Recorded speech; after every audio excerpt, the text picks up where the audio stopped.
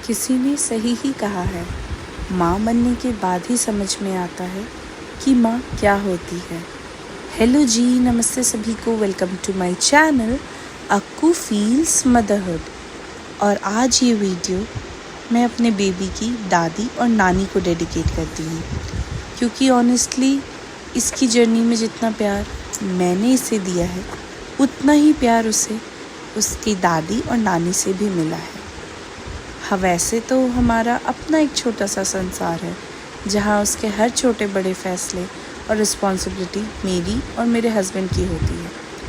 लेकिन जब भी वो अपनी दादी या नानी के पास जाता है, मुझे कभी ये टेंशन नहीं होती कि अब पता नहीं क्या होगा। और इसका रीज़न सिर्फ एक है, ट्रस्ट। वैसे तो हर जनरेशन की पेरेंटिंग स्टाइल अलग है।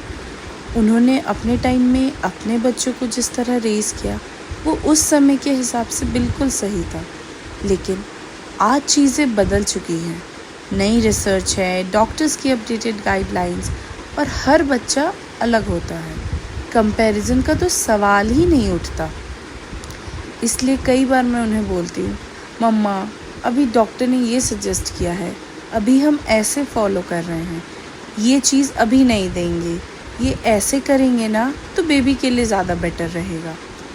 और मुझे बहुत अच्छा लगता है कि वो मेरी बातों को कभी पर्सनली नहीं लेते, कभी ये नहीं कहते कि हमने तो अपने बच्चों के साथ ऐसा नहीं किया था, हमने तो ये किया था। बल्कि वो सुनते हैं, समझते हैं, और अगर कहीं डाउट होता है तो पूछ भी लेते, ये दे सकते हैं क्या, ऐसा कर सकते हैं क्या, तुम लोग कैसे कर रहे हो। और honestly as a first time mom मेरे लिए बहुत बड़ी बात है, क्योंकि पोस्टमार्टम के बाद वैसे ही हर डिसीजन को लेकर माइंड में 1000 क्वेश्चंस चलते रहते हैं। ऐसे में अगर फैमिली आपको जज करने की बजाय थोड़ा सपोर्ट कर दे तो आधी स्ट्रेस वहीं ख़त्म हो जाती है।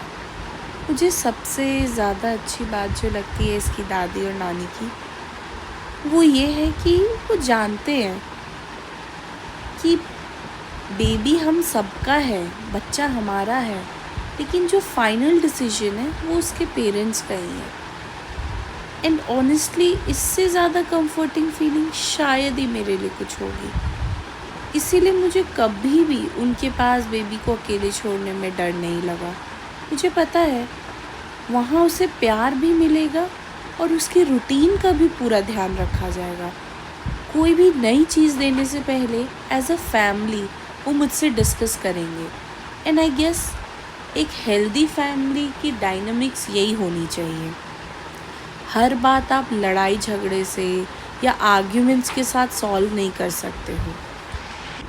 कई बार हमें अपनी बात प्यार से, एग्जाम्पल्स के साथ समझानी पड़ती है। एंड आई गेस जो आपके बच्चे की सच में भलाई चाहता होगा वो आपकी बात ज़रूर समझेगा और सुनेगा भी। और यहाँ तो फिर भी दादी और नानी की बात है, जिनके लिए अब हमसे ज़्यादा हमारा बेबी इम्पॉर्टेंट हो गया है, तो इसकी एक्स्ट्रा केयर तो वो वैसे भी करते हैं। As a mom I want my baby to stay safe. मेरी रिस्पॉन्सिबिलिटी है कि मैं अपने बच्चे के लिए सारे बेस्ट डिसीजंस लूँ। और एज अ फैमिली अगर लोग उन डिसीजंस को रिस्पेक्ट करें, मेरी बाउंड्रीज़ को समझें, बिना ईगो के साथ चलें, तो बिलीव मी इससे बड़ी सपोर्ट किसी भी माँ के लिए और कुछ भी नहीं हो सकती है। एंड इस चीज़ के लिए मैं इसकी दादी और नानी को बहुत बहुत ज़्यादा थैंक यू बोलना चाहती हूँ, जिन्होंने मेरे बच्चे को सिर्फ प्यार ही नहीं दिया बल्कि मुझे भी एज अ मॉम बहुत ज़्यादा रिस्पेक्ट दिया, मेरी बातों को अच्छे से सुना और समझा। हर माँ को बस इतना ही चाहिए होता है। And I truly believe that every new mom deserves to be heard, respected, and understood. Okay, bye.